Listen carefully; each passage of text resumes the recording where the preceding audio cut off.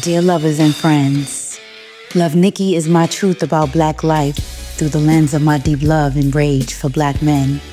Nikki, that's me, the around the way girl that's not so around the way, from the Bronx, unloads her trauma and triumphs. Evolution of black womanhood, hope for black family, and faith in God to fulfill a hefty American dream.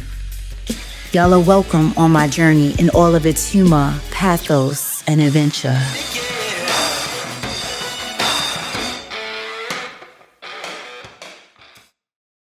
Let's get into this Kiki.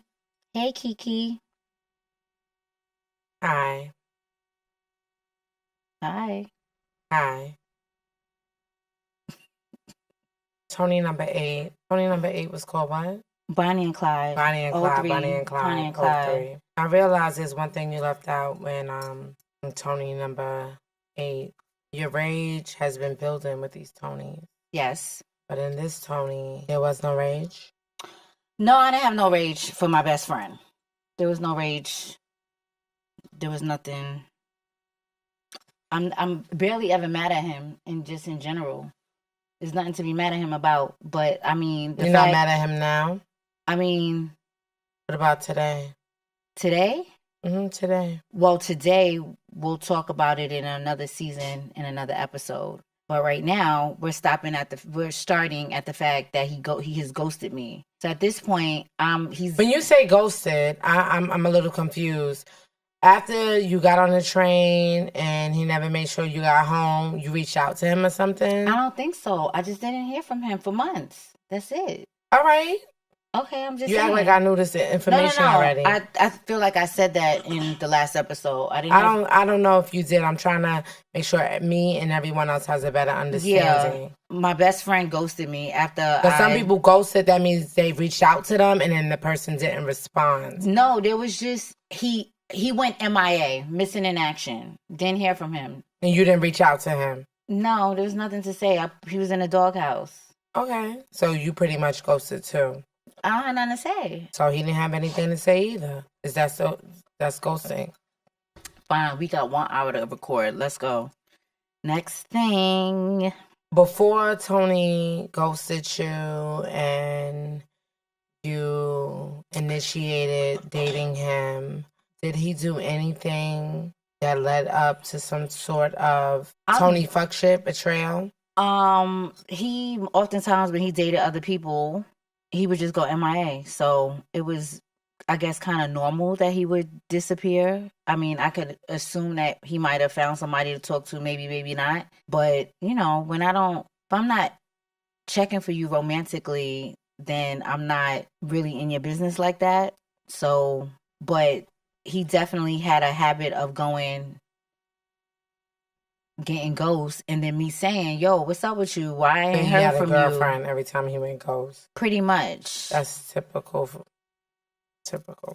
That's what friends do. So he was a real friend, Tony number 8 then. That defines real friendship. It defines real friendship to go ghost on somebody? I've had friends like that when they get in a relationship and they get a man, they go ghost. Oh, I mean, I don't think that's definitive. I don't think that defines a relationship. I just think that's people doing shitty things. Period. I agree.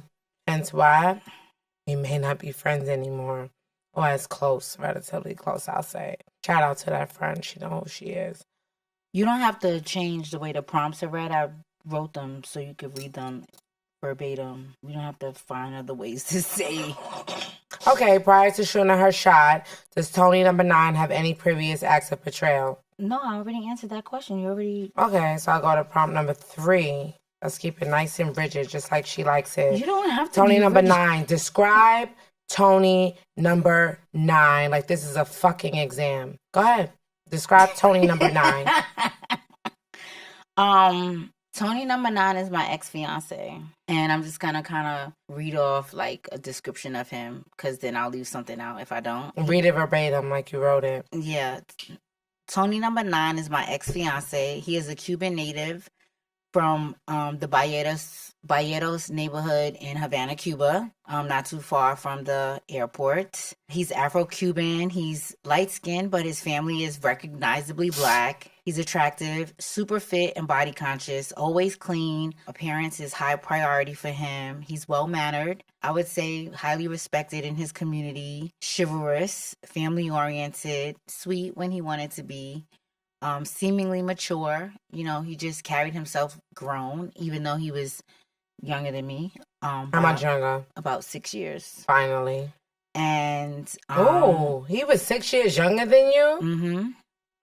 He didn't look that much younger than me though. I felt like he was committed to the things that he wanted to be committed or dedicated to. Sexy, spiritual, like, you know, he believed in God and he was religious, and he can't dance. He didn't have any rhythm, which was a bummer because I like to dance salsa. Where did you meet Havana Tony? Kiana, if you don't stop. You told me to read the prompts verbatim, so that's exactly what I'm doing. You look like you were struggling to find other words. It's a struggle for me to read it this way. Oh, you don't have to read it that way. And not be myself, but I'm going to read exactly the way you wrote it. It was just a lot of and I was just like, if you're struggling, you could just read it verbatim. Where did you meet Havana I Tony? Met Tony number 9, which we're calling Havana Tony because that's the name of the episode. I met him in La Fabrica de Arte, the art factory or the music factory or something like that, in Havana, Cuba. That's where I met him. I met him. You needed somebody Cuban who needed citizenship. Okay.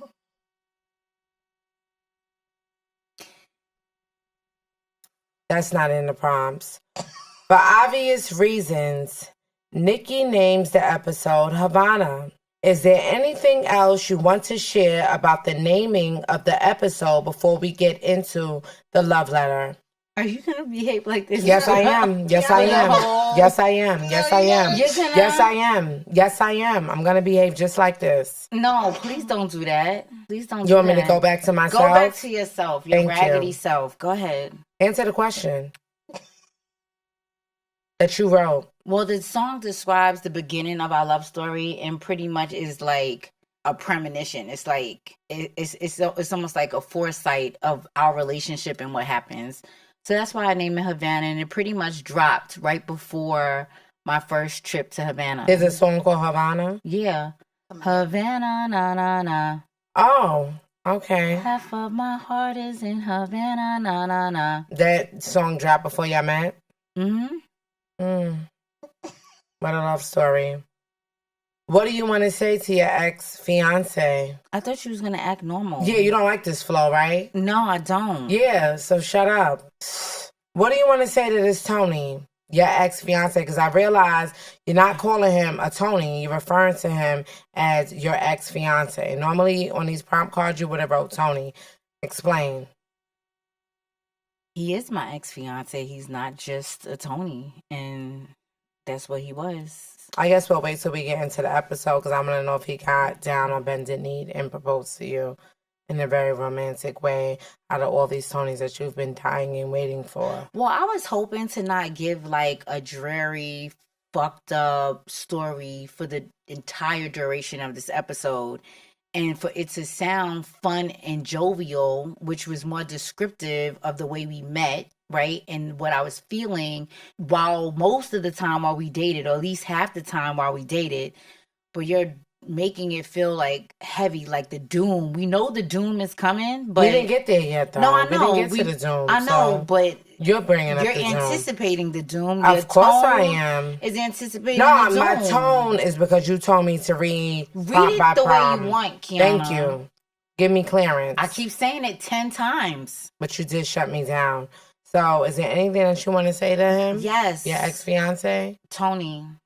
Oh, you want to go, or you want to refer to him as Tony now? What do you want to say to him? Tony, I worked really hard on these scripts. Stop fucking with it. Tony, you're messing up my energy. Are you going to read the letter? Yes. I didn't get there yet. Oh, so where am I? So, okay, where are we? You want to read the letter? That's what the prompt. That's the question. Oh, that's what she has to say? To say to the prompt. Copy. I think the question is, what do you want to say to you? And that's the prompt. The total letter. So copy. You read in the letter. Read the letter. And read it, because this was your ex-fiancé, so I know you're going to read this good, girl. Tony, in this moment, I neither love you or hate you. But I hate that we agreed to marry. I hate the idea of our engagement. I hate that I have an ex-fiance. I wish I could erase that part. I'm not sure that I will feel safe in another engagement. I still feel like you took something from me, and I wish you can give it back. I don't believe I've left anything out except for one thing. Thank you. Thank you for saving both of us from ruining our lives. I just didn't have the wisdom to do it.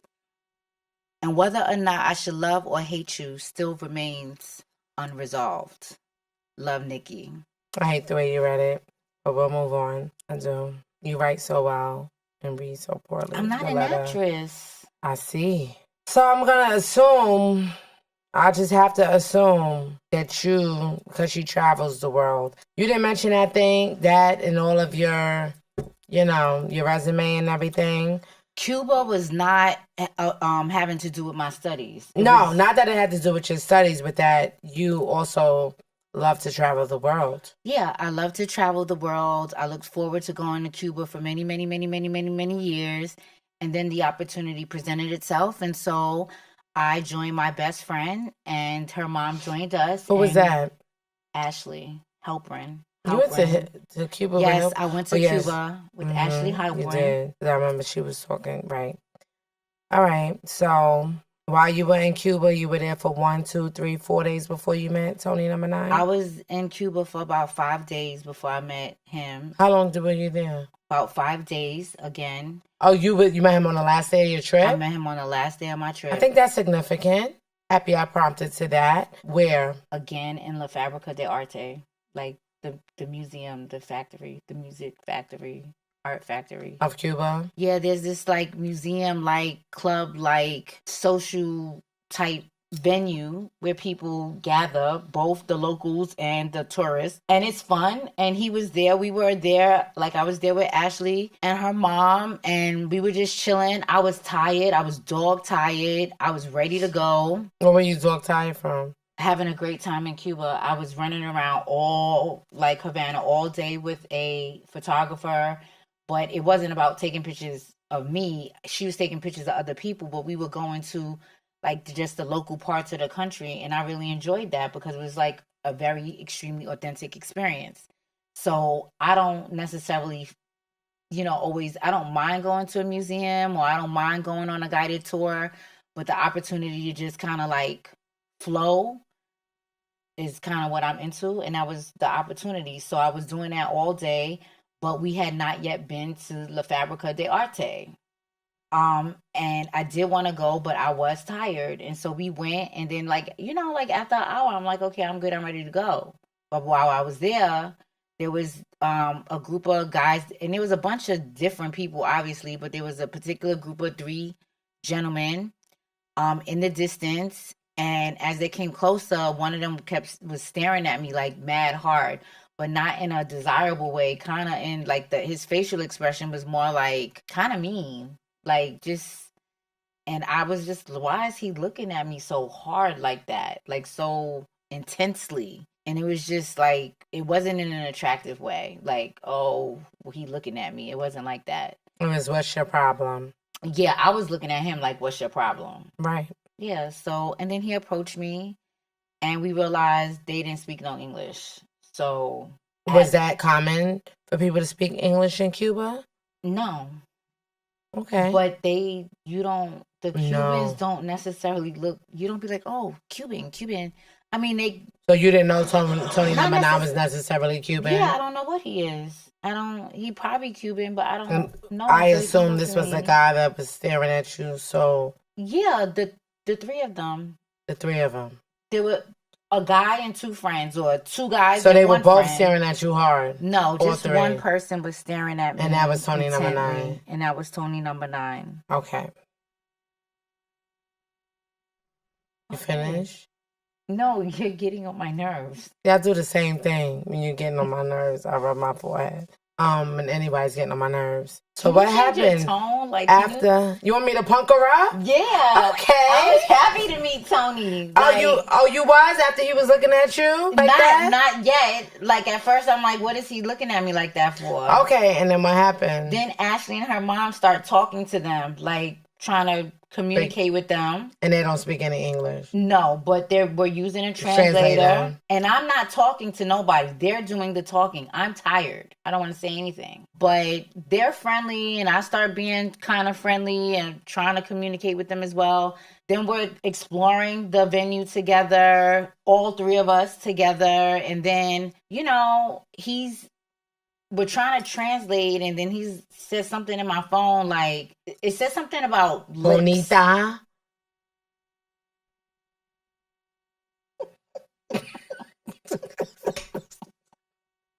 I can only assume bonita. No, it says something about my lips. And I just thought he was saying I have nice lips or something like that, because that's what dudes typically say. And I was like, oh, yeah, okay, thank you. And he was like, yeah. And I was like, yeah, thank you. And then he kissed me. Kiss you how? Like he kissed me. With a tongue or a tap kiss? And you like a real kiss. That's disgusting. Is it? It was nice. I felt like I was in the clouds for a couple of seconds. Mm-hmm. Okay. You never had that, did you? Mm-mm. You never had a Tony #1 moment. Mm-mm. I can name another auxiliary nigga where we're on the in San Antonio. Actually, I have thing. And have I fell for it? No. Fell for it? Have I had that type of kiss where I'm over the water and they just kiss me so hard out of anywhere? I have. It was nasty though, right? Did I receive it the way you received it? It was so nice. Yeah. And I'm ready. You didn't, right? Because it didn't happen to you. No, it probably happened, but we didn't receive it the same way. Then it never happened. It never happened then, and that is fine with me. Mm. Mm-hmm. Very fine. I feel sorry for you. Don't feel sorry for me because okay. I don't want to take a gut shot. Anyway, I had a very lovely kiss in Cuba on my last night. It was very nice, very surprising. It was shocking, like whoa, but then it wasn't like whoa because it was just comfortable and it was nice. And then that was it. We exchanged numbers. We exchanged numbers with the friends and email addresses and all of that. And then he went home and I went home. And then he would contact me when I get to New York. You did that through an app? Facebook initially. Then there was an app called Cuba Messenger, something like that. Describe that. It was just a messenger specifically text people in Cuba. You get was it number? Free? No, it wasn't. No, it wasn't free. Who funded that? That communication. I paid for the app, or I paid for the credits. Yeah. Mm-hmm. Good kiss. It's not to communicate with other Cubans. It's to communicate with me. That's why I said good kiss. It was good kiss. Mm-hmm. Yeah, you funded the communication. How often did y'all communicate? This was every single day.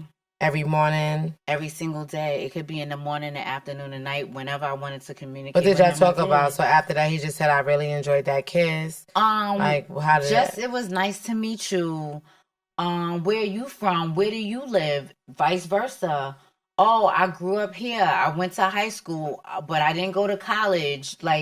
Those types of conversations. Let me ask you a question.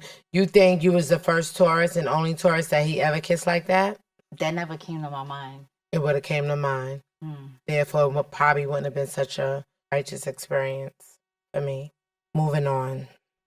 Are you angry with Tony #9? I am angry with Tony #9. Okay, because maybe I am because the way you are expressing, I really was trying to give the whirlwind of this story. There's no whirlwind in it for me because that's not what I saw. And you see it. And for her? For her. You see it. I see But what I saw was straight up stupidity. What I'm saying is, I think it is showcasing. You want to show that you were on this cloud 9 and you were in love. Yeah. So did you feel the way you felt? But you can also see her side too. Did you feel the way you felt with Tony #1? Yes.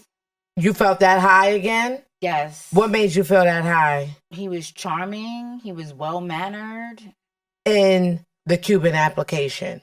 Oh, you mean when we were in Because you met person? him your last night in Cuba. Right. So at the point that I'm in New York City and I have access to him every day, like, you know, the niggas that live in New York, the niggas that live up the block, the niggas that live in this all across state lines that don't communicate. Yeah. He's communicating through the application every single day.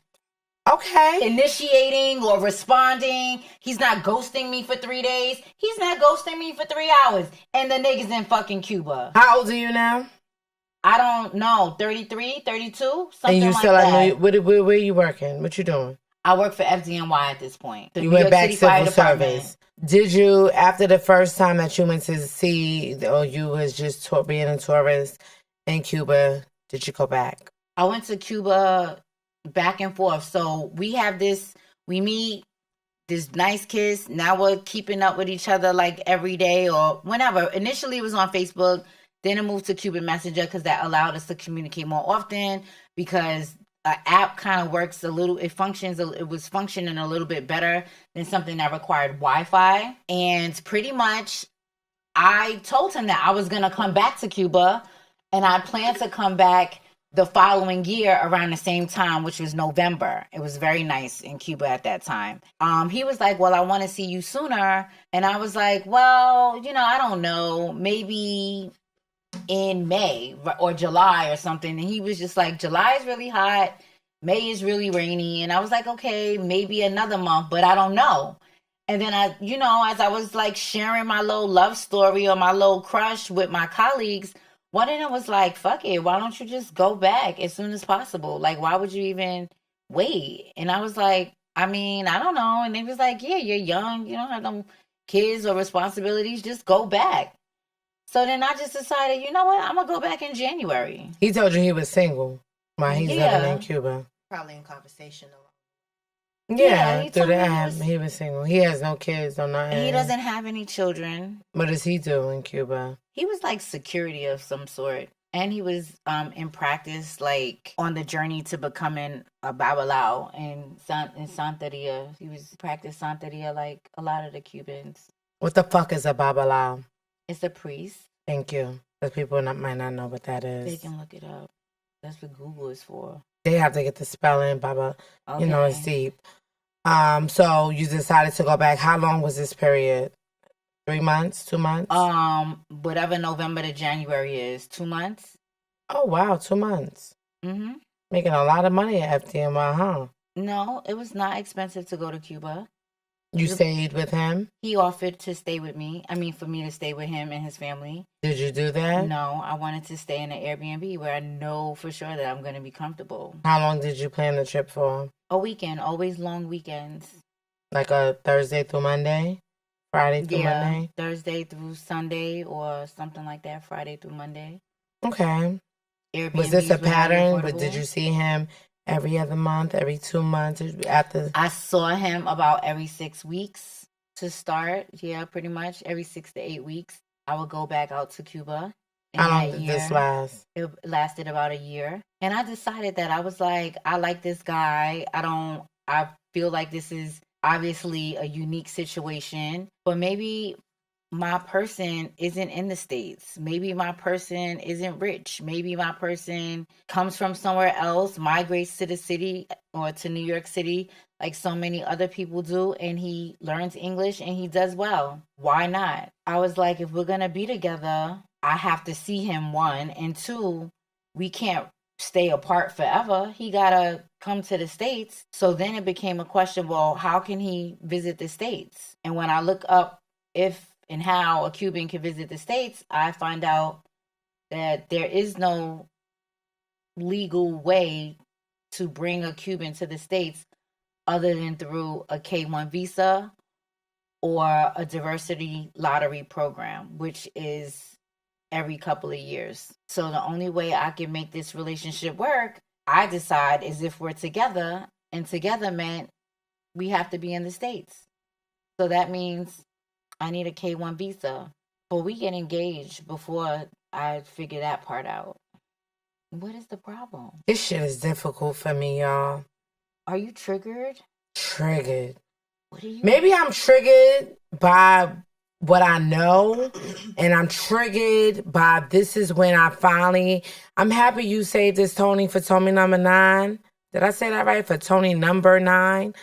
Because by this point, I thought you had lost your motherfucking mind. Do you understand me? You thought I lost my Your mind? fucking mind. Your entire fucking mind. Whatever brain, UNC, Chapel Hill, DeWitt Clinton High School, Professor so-and-so, and all of these motherfuckers, you lost it. It's gone.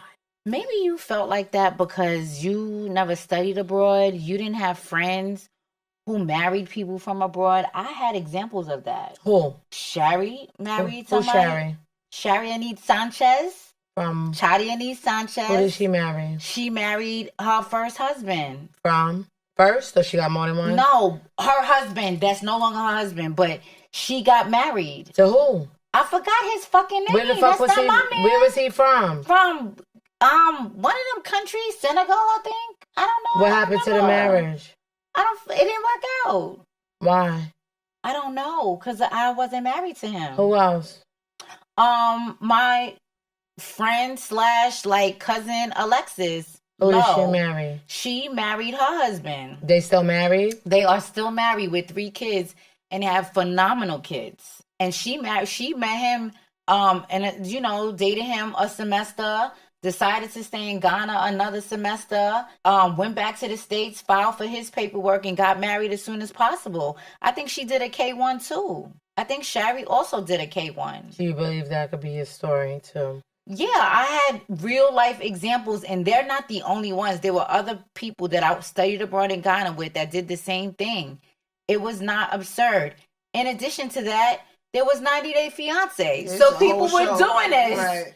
People were doing this. It wasn't that crazy.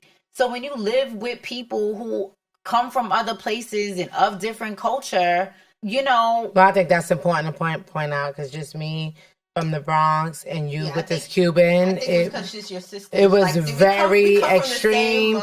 She's my sister. Right. It was very extreme. It was unbelievable. I remember her traveling back and forth to Cuba. I didn't like it. I thought the whole thing was a jam. Yeah, I did. I thought it was bullshit. I didn't. What did these visits look like? It was bullshit up to the point when he joined the Santa Maria and he had decided that he was going to sacrifice eating pussy. And you remember all that? Yeah, I do. And they're in the proms. We was they getting are? there. I must have went too far. We was getting there.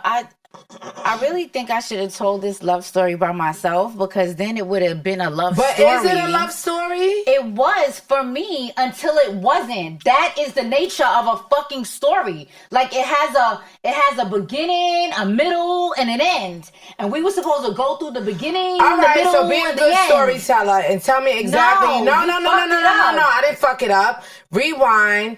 Tell me you was going back and forth to Cuba for at least a year. When you went there after this first initial visit, when you got there the second time, since you was so struck by love, what did that second visit look like? The visit was nice. Like, we visited different places in Havana that I hadn't seen.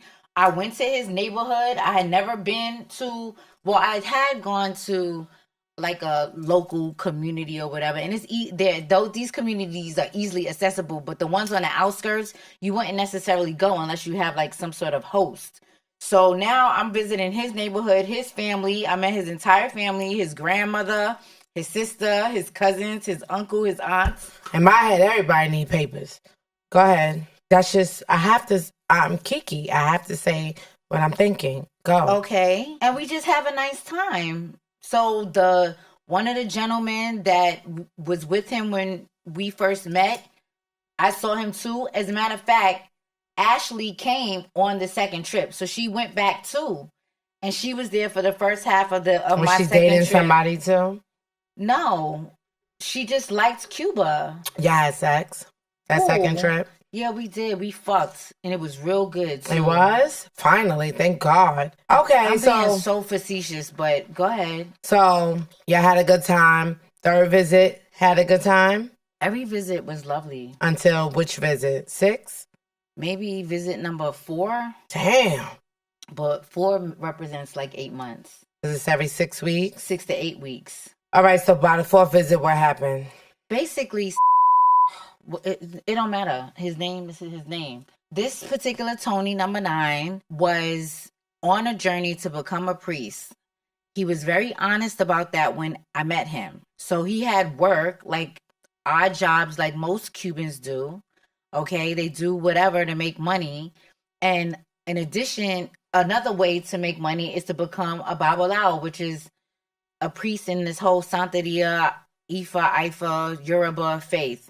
Anyway, at this point, after a couple of months, he gets promoted into this, I don't know if to call it a priesthood, but he gets promoted as a Babalawo, at which point he tells me, first of all, we didn't even get to the part where I actually get engaged. We don't talk about how that conversation came about, how exciting it was for me. Are you talking about me and you didn't talk about that? Yeah, I don't say it. So I'm telling the audience because before he became the priest, we got engaged. Oh, that was before? Because I asked you, so exactly, so that's your fault. Which visit did he propose? Visit number 3 then? I think it was visit number 2. Okay.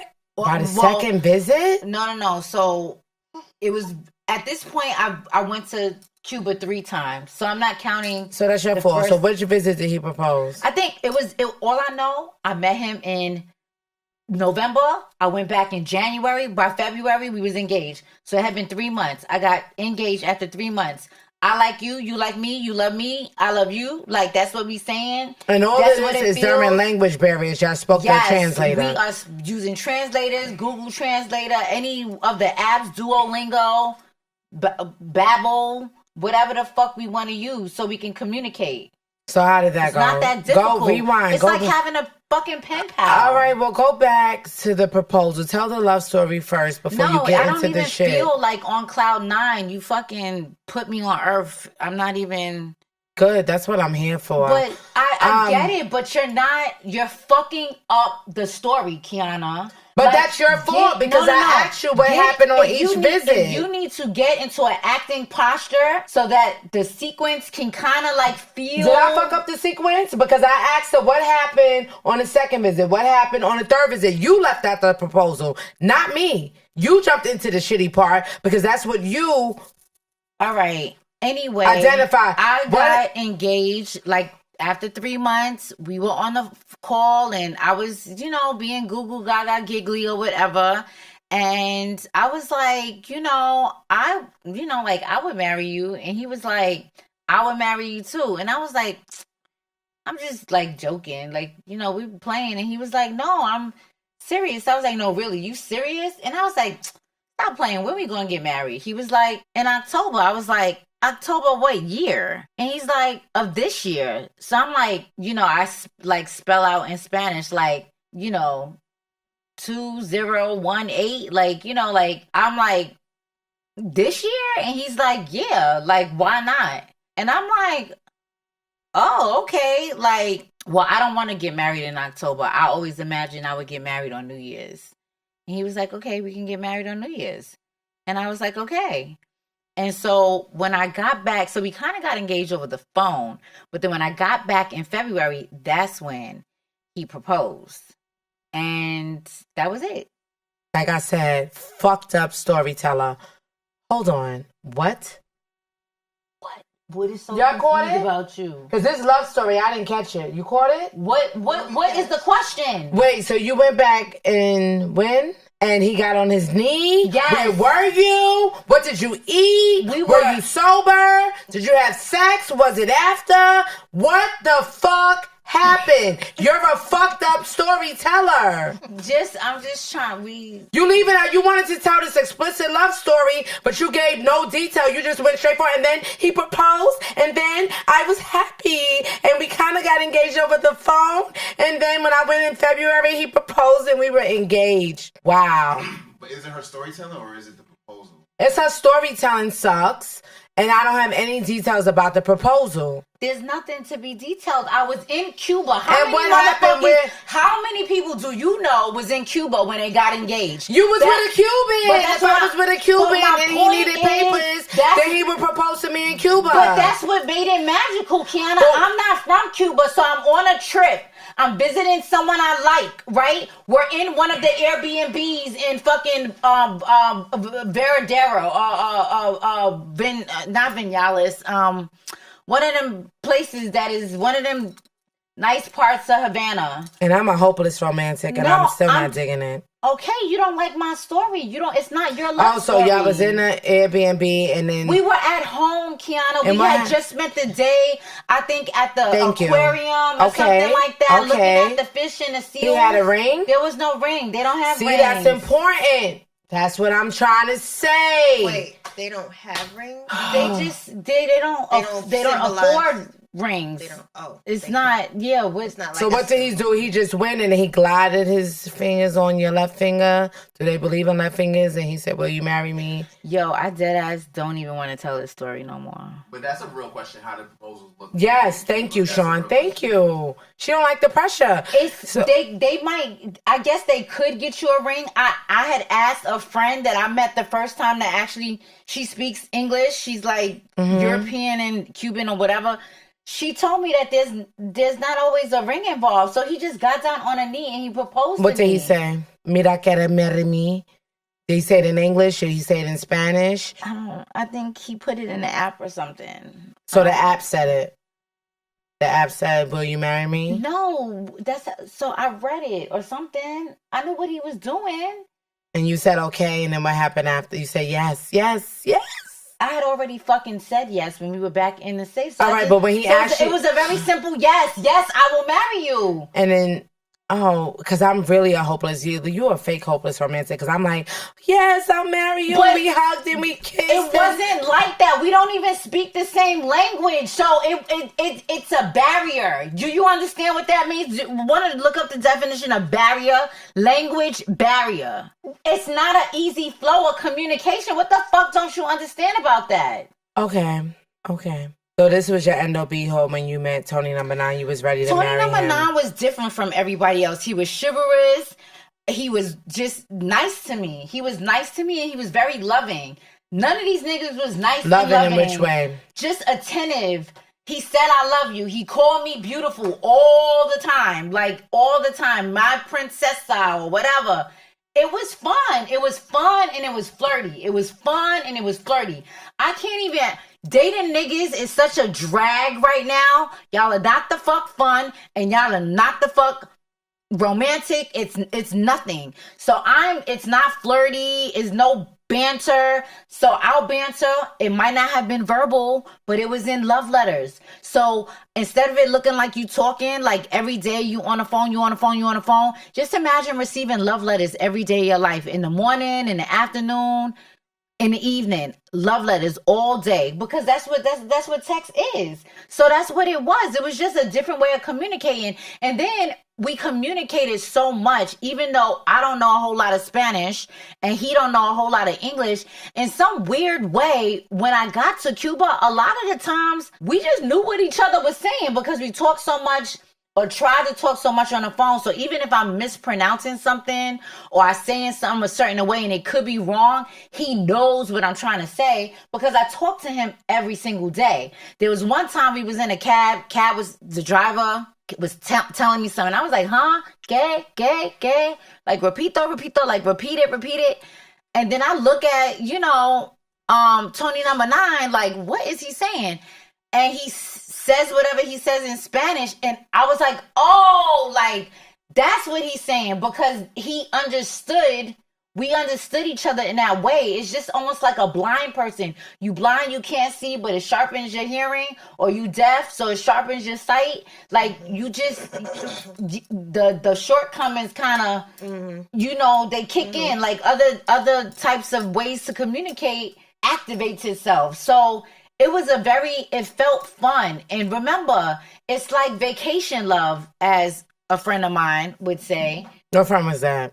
My friend Tomas, he calls it vacation love. He's like, everybody has fun on vacation love because you're away from home. You're not, you know what I'm saying? Yeah, the sun is out, it's palm trees, it's You had water. vacation love before? Okay. Because you said, mm-hmm. No, did I say that? Yeah, you did. Maybe she meant she understands. right. Like she's not confirm it. It's just like, agree.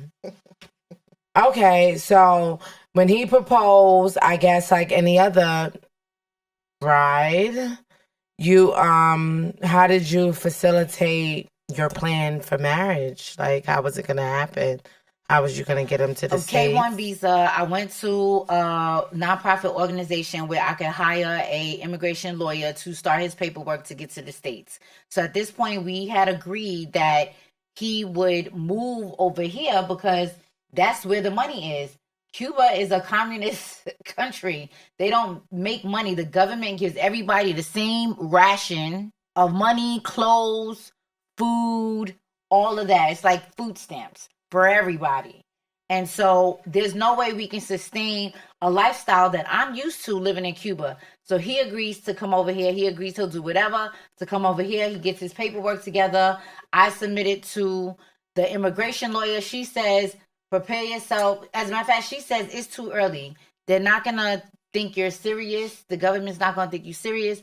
Wait till y'all are together for 6 months and then we can apply. Because y'all was only together for 3 months. We was only together for 3 months. You got this lawyer through your union? It was free? No. I researched it and went to go have a conversation. I felt good about the organization and she would help me. And you paid her? Yeah. With your money? See, I like that you acting like this, like very like snarky. No, I love it because it's fucking ignorant. It's really ignorant because not a lot of people live like we do in the United States. In fact, probably way more people don't live like us than you can possibly imagine. So to think that everybody's gonna be equal and is actually ignorant because you haven't been to any places like this. Because every time you go to DR, where are you? On the resort. And every time you go to Puerto Rico, where are you? On the resort. And when you go to Bahamas, where are you? You're on a resort. And when you go on a boat, you're with the tourists. You're with the tourists. You're with the tourists. So you're never in the communities. You ain't never been to a home made out of fucking like mud and shit. And they be making fucking huts out of plants and shit. It's incredible. But because you and so many others have never seen this, it's unimaginable to and that's why you're giving me more ammunition to believe that it wasn't real. That's all that does for me. Real quick before y'all move on, what was the family's reaction to the proposal? They were happy. The family was very nice. The family was very nice to me. I didn't have a problem with the family. You know, I think I might have mentioned, like, everybody was, like, black. So it's like being around, like, you know, we grew up with Puerto Ricans and Dominicans. So it's just like that. So they were very welcoming, very nice. They was just friendly people. Fun to hang out with. Did you have any concerns, like any of the concerns I'm having? Did you have any for yourself as far as him just wanting citizenship and stuff like that? I had a lot of concerns. You know, Tony was like, he was very introverted. He's very introverted. I felt like he shied away from intellectual and social spaces. It's like, I think it was an education thing. Like it was like a division. In Cuba, it's like a division between like the educated and those that like decide not to continue to pursue education, because the highest education won't make you the same money that you would in the States. So a doctor, for example, might make $60 a week, but they still have all the schooling, and it doesn't mean they're any less smart or even educated. A lot of people from the Caribbean go to Cuba to become doctors. But if you're Cuban, you're only going to make $60 a week. Did you ever think that he wanted citizenship? Did that ever come to your head? As a matter of fact, Tony told me from the very beginning that American citizenship never crossed his mind. He was never interested in coming to the States, ever. But for me, he would come. So back to what do you have to say about that? Nothing. Say it. Sounds like a line that I would say. What do you mean? Oh, no, I never want to come there. But we'll wait. Anything else? Some of my Any other other concerns. Tony was religious, or he practiced Santeria. I obviously do not. I'm Christian, but there was a way. We talked about that a lot actually. Like, do you believe in God? Do you believe in Jesus? That type of thing. And he was like, "There's only one God. That's all that matters. I'm Yoruba. You're Christian." And he used to say, me, Ifa. I think Ifa or Ifa. I can't. You said it right the first Ifa, time. yeah. He used to go. He used to go. You Inglesia, me Ifa. But there's only one God. Sorry, you Inglesia, me Ifa. But there's only one God. So, we had kind of understanding around that. But it concerned me very much. And then money, like obviously we're not created equal in terms of money. And we didn't have that same experience and accountability around money. Tony number 9 was also a mama's boy. He was very spoiled. I didn't know that when I initially met him, but I came to learn that you up your mother's butt. You know what I'm saying? What did that look like? I could just tell when he asked me for something or was talking to me about whatever. If I didn't give him his way, he would start to get mad, like frustrated, like upset. I noticed it, not immediately, but eventually it was like, oh, okay, I see what you jacking, right? So, and I feel like that's because his mother kind of, doted on him, Was he a baby? Was he the baby? Or no, his sister is, but he's the first son. Oh, he's the son, the first son. Mm-hmm. How many kids was there? 2. Just him and her? Him and his sister. Him and her. Yes. Yeah. Okay. Why Same you thing. Attitude? I do. Shit. I do. But why? Because this was bonkers for me. It's not bonkers. Like, why? For you. I'm entitled to feel how I feel. It was bonkers for me. I get it, but like, it's just just a human being. But I think if you think of it like this, just like how you say you guys never saw pilots or black firefighters, she's never seen anybody date out of her race or long distance or country. So it was just like very foreign for her. Yeah, and it still is. Right. It's not that bizarre to me. Well, because you're more experienced in life. So you're more experienced and easygoing and risk taking in life. Must add that. My face hurt. It should. Go ahead, read that next one. He became a Babalawo and was instructed to not give any more head. That was he became a Babalawo and was instructed not to give head anymore. Right. I think that's a rule for all the men who become Babalawos. I don't think that was specific. I thought he had to sacrifice one thing. I thought that's what you told me.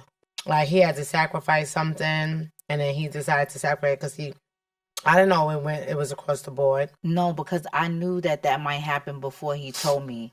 I didn't know it in the beginning, but when I met one of the dental assistants was like, oh, because she practices Santeria too. And she was like, oh, and I was like, oh, well, my fiance is a Babalawo. And she was like, oh, really?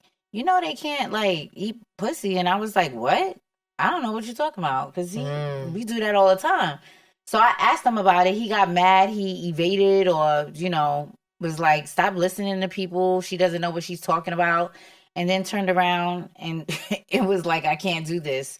So that was a red flag to me that because he lied about it and wasn't forthcoming about it. And I feel like that's why he was doing it all the time because he knew he was going to get to a point where he couldn't do it no more. So I didn't like that he did that. You still wanted to marry him? I didn't know what I wanted to do at that point. I didn't know. I just felt like because then you'd be a cheating wife. Oh yeah, I know that. You would be a cheating, dirty, dirty wife. Okay, not all of that. You ain't had to add all of that. Go ahead. That seems really specific. Like, so he's allowed to have sex, but he can't. So I was just googling that too. If you explain that yeah, so I don't have the explanation because I don't have the explanation behind why they could fuck and not give head, but they can certainly receive it. And that was a problem for me. That is illegal. And it ruined our relationship, certainly our physical relationship, our sexual relationship, because I was just like, yo, I just didn't want to do it. It felt degrading to me at that point. Like that I'm supposed to be sucking your dick and you can't give head. Never. I just wasn't with that. And there became a point, and he wasn't nasty about it, but what he said was, like, he was very nice about it. He was like, my love, we really have to talk about, sex and what we're gonna do. We have to come to some sort of understanding, whatever that is, because we can't go on and be disjointed in this physical way. He was very mature about that. And what was the conclusion? We didn't talk it out that particular day, but he proposed that we would have a conversation about it. And that was probably toward the end of my trip, because I didn't want to give him no head. Like, I don't want to do that. Because you can't do it. Yeah. I don't want to do that. So, and I don't feel close to you no more. It's like, it's disjointed. Something's not correct. So, yeah. This one says he stopped studying English. Yeah, so he was studying English, because I was like, if you're going to live in the States, you have to know English. So start to prepare yourself. Get prepared, because that's how you're going to get a job. That's how you're going to go to school. Whatever you need to do, you need to know English. So I was like, if you love me, if you want to be with me, I'm bringing the money, but you got to bring the sacrifice. You got to sacrifice time to learn these things. You got to sacrifice leaving your family to come to the States. I have to see you show up. And a part of that agreement, because it was an agreement between us, was that he would learn English. But when he became the Babalao, he stopped studying English so that he can study rituals. So there was a lack of sacrifice on his part. Right. And the other concern was my mother didn't like him, and it's very hard. And neither did my sister. Kiana, but you, honestly, this is why I'm surprised you're behaving like this, because even if you didn't like him, you wasn't nasty about it. No, I wasn't. You was never Mommy was nasty about it, but you wasn't nasty about it. So I probably thought it was absurd, but at this point, after all of these Tonys, I'm emotionally drained too. And you've taken it so far, so I'm with you. I'm your sister. So I'm riding the fucking wave. Yeah, so I don't know why you can't ride the because wave now in this I know the conversation. shitty part of Tony. I never believed it. When we went to pick out your ring that you got for yourself, I never thought that it was supposed to be that way. But again, that's my American way of living, right? My American lifestyle. I don't know a woman to go get her own David Yurman ring. I don't. That's not how I saw it happening for you. Chanel bought her own rings. Who? Chanel. Who's that? Our cousin Chanel. Anyway. Whoa. She did buy her own rings. Got on some other shit. Anyway, I don't know nothing about that. That's just ghetto. That's trifling. I don't think he paid for those rings. I don't give a fuck. I don't even know those details. The point is, I'm riding with you. When I was sitting, I don't know where we was, maybe Bloomingdale's. It was absolutely ridiculous.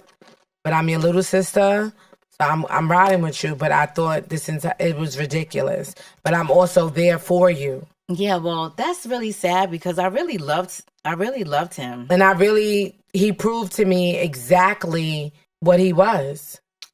I really did I don't know him. what, are you waiting for season number 2 to reveal him or what? What do you mean? He's revealed. He's revealed? Like, we get into that part? Let me read these prompts. Give me a minute. We take it as far as, why did the relationship go left? After Havana Tony is promoted to Babalao, there was a change in his attitude and commitments, like the English.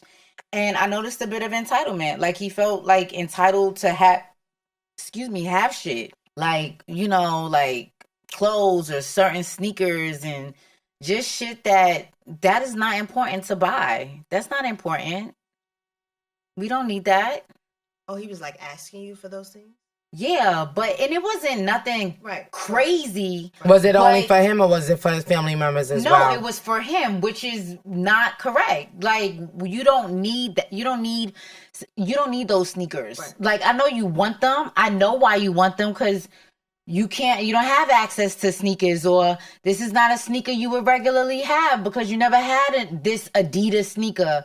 So I get it. You want it, but you're not entitled to have it. You know what I'm saying? And I don't have to get it for you. Now, if I want to, because here's the thing. This is my fiance. So I feel like I can't be going to Cuba decked out, mad fly, and then he look like homeless. That's not gonna work. And he never looked homeless because he was very clean. He was clean when I met him. Clean meaning like always look nice, very fit, clothes look good and all of that. But in terms of looking equal to me, yeah, I would help him out with that. How could you marry somebody me and mommy never even met? That just came to my head. Yeah, y'all didn't meet him because he couldn't come here. It wasn't a situation where it's like, oh, let's just get like fuck the visits, let's just get married. There was no way for him to come here for a visit. Well, for us to go there and meet him first. Y'all wasn't interested. Y'all wasn't interested at all. So that didn't happen. And when you come to the States, you don't get married right away unless you get married right away. I was gonna wait the 90 days. I was gonna get to as close to use up most of the time to figure out if this was something I wanted to do. Because at the end of the day, I'm not an idiot. I might take some risks, but I'm not stupid. So I knew that it would take me a year to figure out if I wanted to be with this man. And I knew that it might take over a year for him to get any citizenship.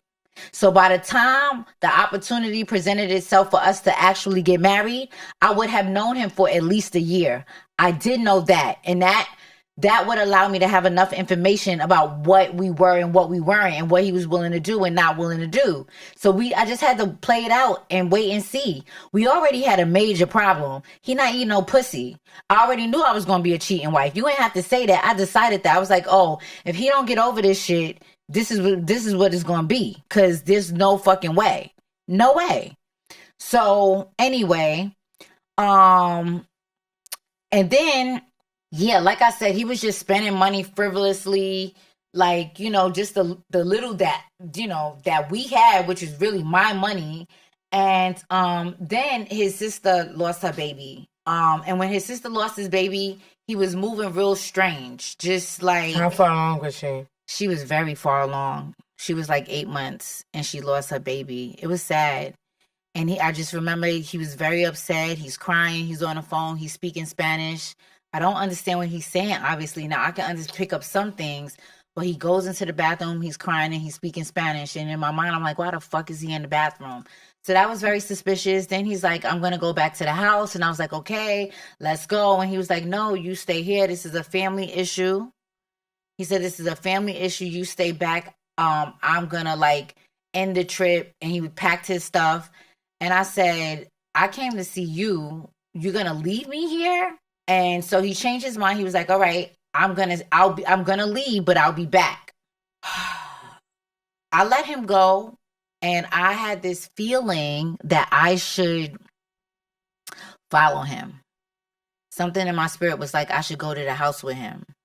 But the other part of my spirit was like, if you go to the house and you see something you don't like, you're probably going to get arrested, because I'm going to go the fuck off. If I didn't know, just something in my spirit was like, if you see something, like there's a reason he don't want you to go, but if you find out the reason, you might go off and you might not be able to stop yourself. So I was like, you know what? I don't even want to. I felt like our relationship was already aggravated.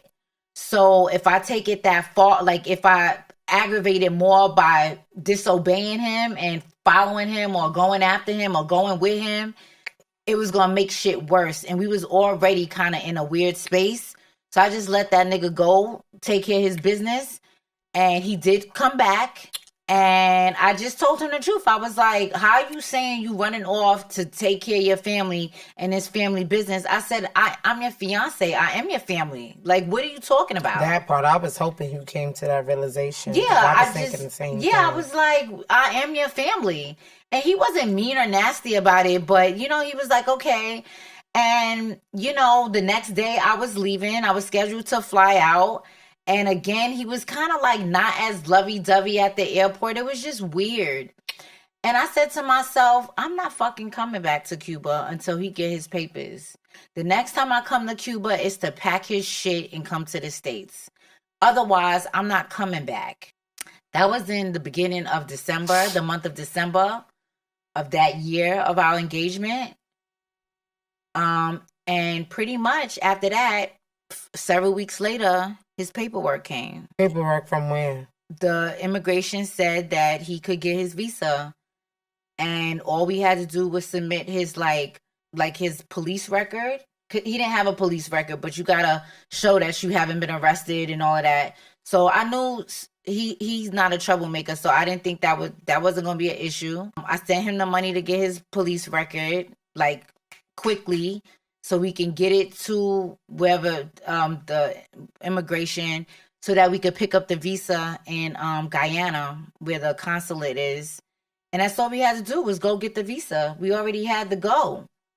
Did you have to be like his sponsor for it to go through or something? Yes. But that part of the paperwork was already done. All we had to do was literally go to Guyana, do an interview in which they give you the visa on the spot. Like, as long What happened? That didn't happen? No. So what? It didn't happen right away. So he went to go get his police report and file for his police report. And I guess I don't know how he was going to get it to me. I can't remember. Maybe I was going to go get it, or maybe not really sure how I was going to.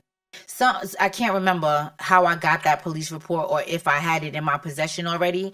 But I recall him saying that, you know, he had to ask Arula, which was one of the Orishas, the saints, could he come to the States? So I said, okay, that's fine. I wasn't concerned, because that's the equivalent of said, I'm going to pray about it. Let me ask Jesus, you know, and fine. And I didn't have I wasn't worried about it. Why would the saints say he can't go to the States? It's a great opportunity. Like, and he told me that the saints had been told him I was his wife and we was having twins.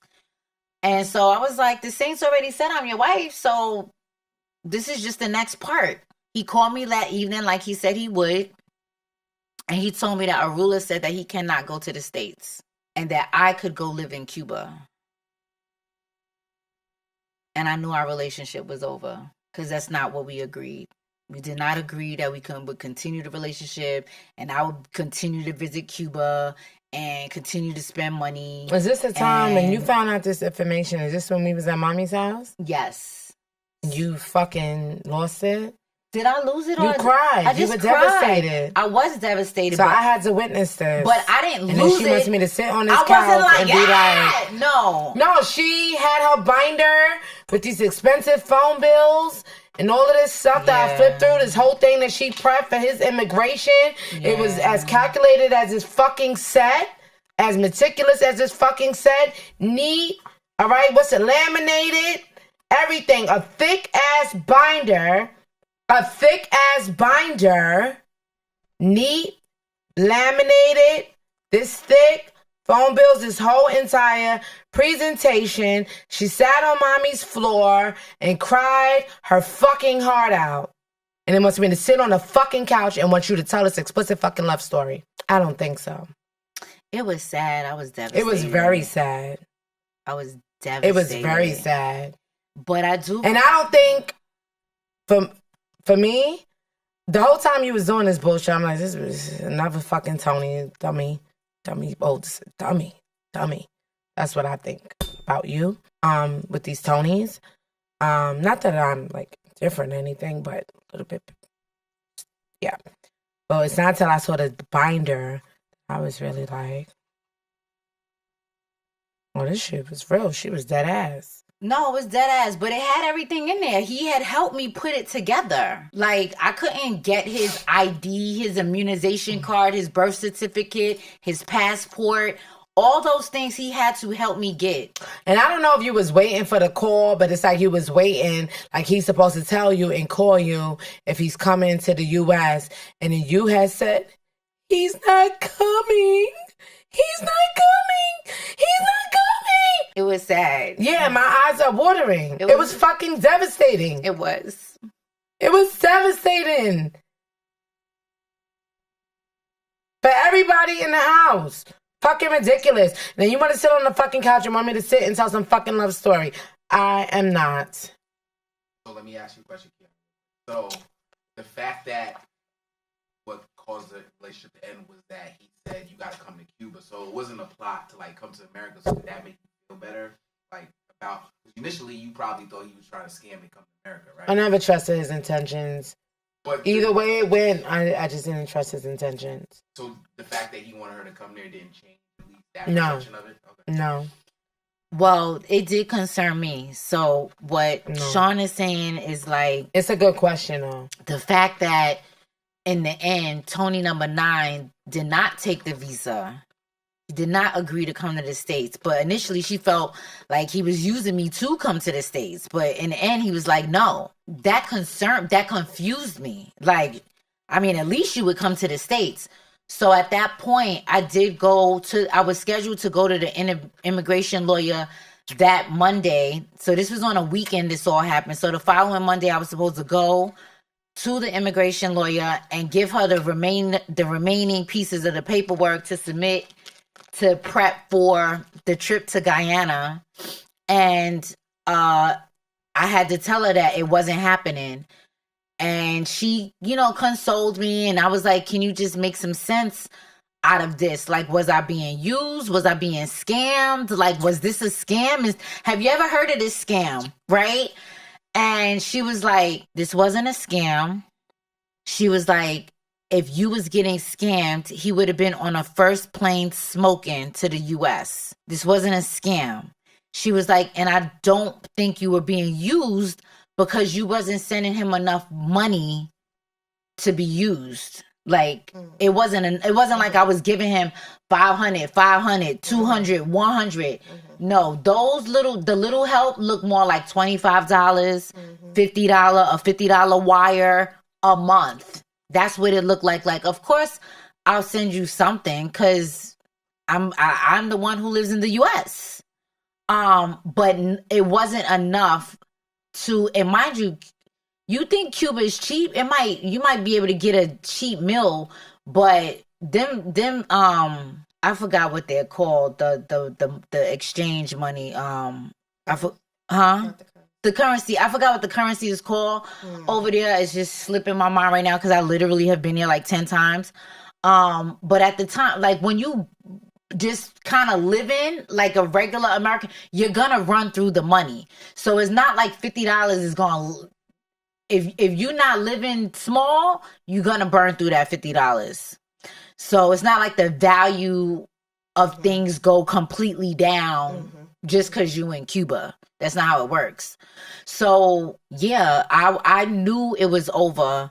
And it's in one of the prompts, but I'll just move on to say I trusted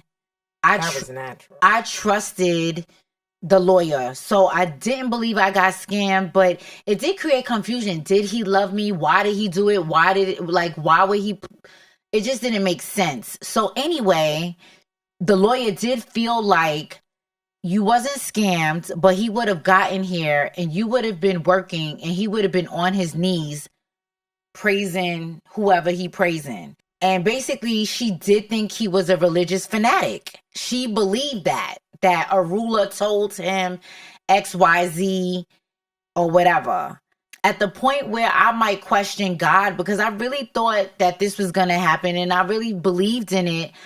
I knew that the reason, because most people who apply for a K1 or a K1 visa, they're going to get denied. The attorney told me we were going to get denied the first time and we would have to reapply. We got approval the first time.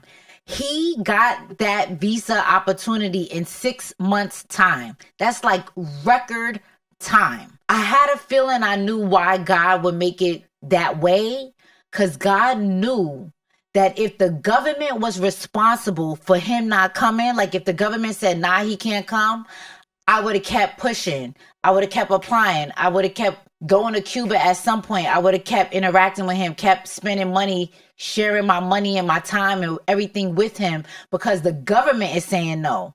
But if the government says yes. The government believes in love. No. Let me finish. If the government says Tony number 9 can come and he didn't come, it's completely clear whose fault it is why he not here. It ain't God. It ain't the government. It's him. So I didn't have to wonder about going back, talking to him. He only had to tell me about one time that he wasn't coming. You broke your promise. The one promise you had to keep after all the sacrifice that I made, you broke it and you broke us. And that was it. It was over. I did not return to Cuba. I did not go into it. I wanted to I don't even know. I felt numb. I don't even think, like, in part, I wanted to burn his fucking house down. But the other part of me was like, that would cost me more money. And I didn't want to spend no more money. So, no. I had to live with that hurt. I just had to get over it. And I did eventually. Are you talking about 90 Day Fiancé? Oh, so, I mean, the only thing I have to say about 90 Day Fiancé is that... You applied. Again, I'm not stupid. I knew that I would be taking on a responsibility. There would be a period of time where he would be learning English, transitioning, trying to find a job, et cetera, et cetera. And so I applied to 90 Day Fiancé because I was like, we need more income.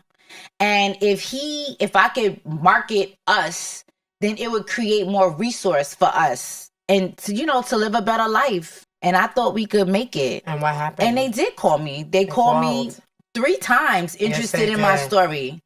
Yes, Emailed me. They emailed me last year, like, anything going on in your life? I was like, no, y'all fucking missed the boat on that. But they called. They did call. I remember that. So anyway, we could have been rich. That's pretty amazing, that part. That's the only part of the story I share is that you got called by 90 Days. We could have been on TV. Where is he now? What's he doing? We'll find out. Another season, another episode. I'm just saying that, I will wake up every day and I will wish it was a dream. I just wanted it to be a dream so bad. I had a wedding dress, y'all. I had a wedding dress, wedding shoes. I had a veil. Yep. I had everything. Yep. All he had to do was come. Yep. Anyway, and she wanted me to sit on a couch like this. Tell your love story. So don't underestimate equal yoking. You have to question a nigga's motives. Whether he intended to come to the States or not, and clearly he really did not want Kia to come to the States. He was not trying to use me to get here. Everything that wasn't right meant something. And I think that means something when you're going to advance to marry somebody. And if you don't have the answers to that, you shouldn't move forward. So... And he didn't have what I had. And I don't think I would never take a gamble like that again. So I tried it. It didn't work. Lesson learned. A red flag is a red flag. Listen to your instincts. Yeah, he was doing small things that didn't make sense to me, that rubbed me the wrong way. If that's happening, just keep it moving. Religious men are also full of shit. Do not give them a pass. They must still be evaluated accordingly. They the worst motherfuckers. They like a jailbird. The ones that pretend that they love God and they so godly and they'll shit all over you. Be careful. If a man is asking a woman for money, that shit is suspect. There's a high chance that woman is being used. It does not matter how. Meaning, it's, to be used is to be useful. But however that is, like, if they're asking for money, you need to like be like, you really need to, you need to think objectively. You need to really take a look at what's going on. And you probably got called for 90 Day Fiancé because you are meticulous. You calculate everything's neat. You're a good writer. Yeah. You probably could get called for that again with a nigga from fucking anywhere, to be honest. I'm not doing that shit again. If you don't have a visa, don't talk to me. So that's if you don't have a green card, you don't have a green card. Don't talk to me. Don't talk to me. I don't know about nobody else. Was Bridget around during this time? Bridget was around the whole time, and she just... What did Bridget say? She just was supportive, and she just wanted me to think about, just kind of like measure what I was doing. Don't do too much. Evaluate him like I would evaluate anyone else, pretty much. She was supportive, but it was the immigration lawyer, Carmel, shout out to Carmel, who counseled this matter and basically told me what she thought, and Bridget agreed, which was that I didn't get used. He wasn't trying to get to the States. It just wasn't, he needed to stay his ass where he was. And that's what he did. I mean, I guess hindsight, I guess he didn't really want to come. That wasn't what it was about, but nothing. He's a bozo. So there was also some things that came out of this. I knew that he wasn't as smart as I thought he was, because who the fuck is not going to come to the States? Yeah. And I also knew at that point he's not equipped to lead my life. Like, there's no way he could have came to the States and then I defer to him or submit to him. You have shown me you're a complete fucking idiot. You know what I'm saying? And a time waster. Like, what the fuck? But whatever. Anything else about Tony number 9? Nah. How old was he and how old were you at the time? I was like 32 and he was like 26. Or no, I was 33 and he was 27. I think that was it. I think that was the right. Yeah. All right. Anything? Nah. John? Bridget talked about how she talked during the relationship after it ended. What did Bridget tell me after the relationship ended? You were devastated, right? So how did she I think that because I had my own resolve about it, like, I know why God did it this way. I think it was, she just supported that idea about it. It was nothing. I don't remember her giving me any exercises or anything like that. The devastation didn't really look, I think the devastation and sadness didn't look really that much different than all the other devastations. And she was very concerned about me going to Cuba. She was just like, please don't go. Do not. But she didn't want to see Nikki's Cuba. She knew what I was capable of. And that was pretty much her focus. Like, if you need me, call me. If you think you're gonna get up and call me. So Bridget was pretty much just had my back. Please don't get on that plane. Yeah, she didn't want me to get in trouble. Mm-hmm. I knew nothing would come out of it. Yeah, that's it. So there's a Tony number 10.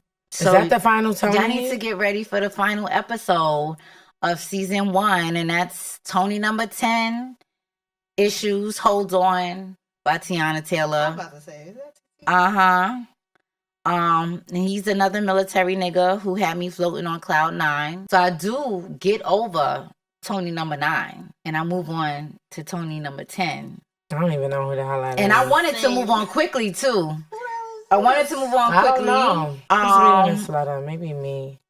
Do you want to read prompt 2, or you just want me to just go into it? Let me see. Hold on. I don't tell you who Tony 10 is. I don't know who the fuck that is. I know, it's fine. You don't want to know who it is. I don't. I like to figure it out. You can read it. All right. I mean, I read it because you don't. No, just the prompt. You read the prompt. Can you tell us anything about the experience we should be expecting in our next adventure? Like, what's going down in our next adventure? Sometimes you just gotta pop out and show niggas.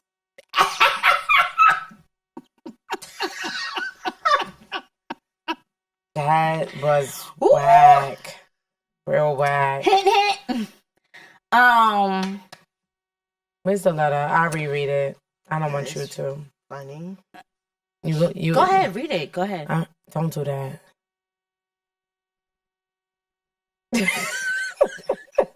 Would you like me to read it? No, I just needed a moment of silence. This was a little deep. Dear Tony, in this moment, I neither love you or hate you. But I hate that we agreed to marry. I hate the idea of our engagement. I hate the idea I have an ex-fiancé. I wish I could erase that part. I'm not sure that I feel safe in another engagement. I still feel like you took something from me, and I wish you can give it back. I don't believe I left anything out, except for one thing. Thank you. Thank you for saving both of us from ruining our lives. I just didn't have the wisdom to do it. And whether or not I should love or hate you, still remains unresolved. Love, Nikki. As a director, I would have had you do that over. It was. You want me to do it over? No, I don't. I'll do it myself. Go ahead. Tony, in this moment, I neither love you or hate you, but I hate that we agreed to get married. I hate the idea of our engagement. I hate that I have an ex-fiancé, and I wish I could erase that part. I'm not sure that I will feel safe in any other engagement. I still feel like you took something from me, and I wish you can give it back. I don't believe I left anything out except for one thing. Thank you. Thank you for saving both of us from ruining our lives. I just didn't have the wisdom to do it. And whether or not I should love or hate you still remains unresolved. Love, Nikki. And I was hell of a lot better than the first time. And that's how you should have read. Very good. All right, like people. Lovers and friends. We out of here. You can catch the soundtrack. Havana. We'll tell you where to find all that good stuff. And we'll see you next time. Peace out. Peace. Bye. Thank you for listening. This is Love Nikki, the podcast. Make sure you stick around for the next episode. Keep us company. We love our audience over here.